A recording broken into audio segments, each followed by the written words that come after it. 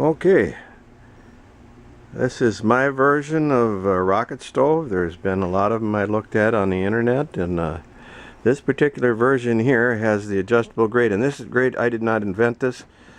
The adjustable cooking area, I got the idea from a fellow by the name of Mark Thomas, which is kind of easy for me to remember because my name is Thomas Mark, my first two names. But anyway, Mark, I know you said that it was a lot of effort to make one of those, and it was. I mean, a lot of extra effort. Maybe it's not worth it. I don't know if it is or if it isn't. Because, to tell you the truth, I haven't even fired this guy up yet. But, having seen yours, having seen Mr. Thomas's, it looks like it's got a shot. Now, mine differs a little bit than his does, as is his feed tube is set back a little bit. Now, I don't know how much difference that's going to make, but I kind of did this one for a reason, and it has to do with I'm thinking about burning some pellets in it, and I made a pellet type screen out of some channel. Everything here is, most everything I had just laying around, so it wasn't that expensive a project. In fact, it wasn't much of an expense to it except my time and the welder and such. The adjustable holes, there's holes like he pointed out, like Mr. Thomas did on his. I made 6 of them, and then a rod goes through. We get a better look at it from over here, I guess. There's where that rod goes through. I just put a bend on it. It's a 3/8 rod approximately. I'm thinking of doing something maybe a little different. This is just expanded metal on the top for the grate, and then the 2-inch flat stock at the bottom, and angle going up 1-inch angle with a 1-inch angle bracket on top. The bottom, what it's anchored on is 2-inch square tube, and I don't know if you can see I made levelers on there with the those are just 1/2-inch nuts going into the square tube, welded onto some 3/4-inch washers. The measurements, I don't know if they'll work or not. I got these on the measurements are kind of a mixture of those that I got on some other sites. One gentleman had the riser is that I made from point to from the long ends is that's 16. The bottom air tube is approximately 15 1/4, and the feed tube going down across here is about 11 1/4 or so. I had this old piece of Schedule 40 or 1/4-inch square tube laying around for years, and I just decided when I saw this to do something. The hinges, just basic old door hinges that I found in the shed. For this is for the feed. I'll show you a little bit more about that in a minute. The bottom is basically the same as Mark's.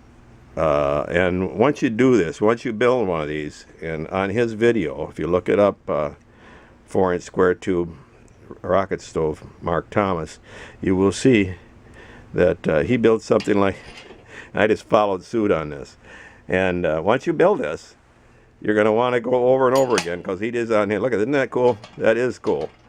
It locks it, just your thumb up, take it down, thumb up, take it down, and he does it a lot of times on his video. And I'll tell you, if you build one, you're going to do it a lot yourself. These are just 1-inch dowels, oak dowels that I had.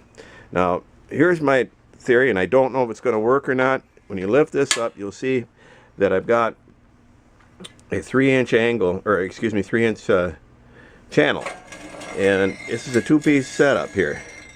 This is going to have, this has holes drilled in it along the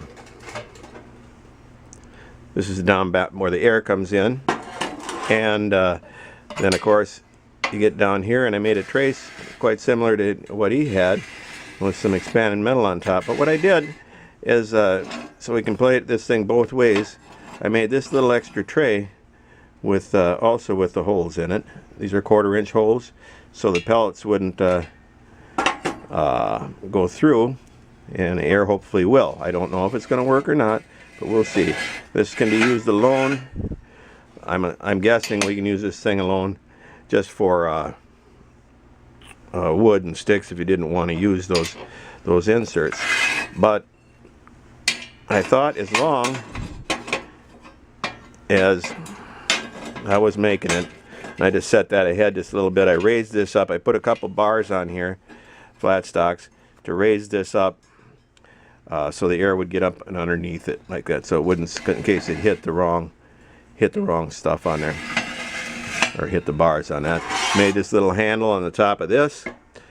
It slides right in there, and I made that out of just a nail. It was a nail. So anyway, that closes up like this.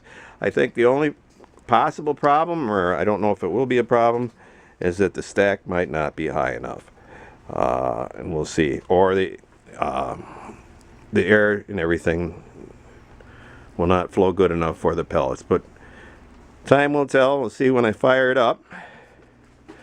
I drilled a little hole down in here like Mark did on his. And almost everything that I did, or all the material I had here in stock, and just laying around from stuff that I'd made previously and whatever, except for some 3/4 inch angle. I was lucky enough to get it over at just down the street at Regs Quality Welding on a Sunday. I wanted to make that bottom ashtray grate out of 3/4 instead of 1 inch, because I wanted it just to be a little bit lower profile. But that's basically, that's my version of a rocket stove. We'll see if it works or not. I plan to make a little treated wood table to put it on so it doesn't sit so high, and that'll be coming up. I'll let everybody know if it works or not. We'll see, like that. Hopefully it will. Thank you.